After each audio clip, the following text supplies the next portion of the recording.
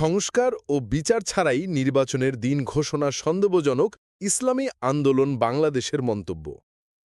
রাষ্ট্র সংস্কার ও জুলাই হত্যাকাণ্ডে বিচারের কোনো দৃশ্যমান অগ্রগতি না হওয়ার আগেই নির্বাচনের ঘোষণা দেয়ায় প্রধান উপদেষ্টার উপর সন্দেহ সৃষ্টি হয়েছে বলে মন্তব্য করেছেন ইসলামী আন্দোলন বাংলাদেশের আমির সৈয়দ মোহাম্মদ রেজাউল করিম। মঙ্গলবার বিকেলে বায়তুল মোকাররম মসজিদের উত্তর গেটে জুলাই সনদের আইনি ভিত্তি আইনশৃঙ্খলা পরিস্থিতি নিয়ন্ত্রণ ও পিআর পদ্ধতিতে নির্বাচনের দাবিতে আয়োজিত সমাবেশে তিনি এমন মন্তব্য করেন। প্রধান অতিথির বক্তব্যে রেজাউল করিম বলেন, জুলাই আন্দোলনে শহীদ ও আহতদের রক্তের উপর দাঁড়িয়ে বিচার ও রাষ্ট্র সংস্কার ছাড়া নির্বাচনের কথা বলার কোনো সুযোগ নেই। ছাত্র জনতার আতকত ছেড়ে দেয়নি, দেবেও না। প্রয়োজনে আবারও রাজপথে আন্দোলনের হুঁশিয়ারি দেন তিনি।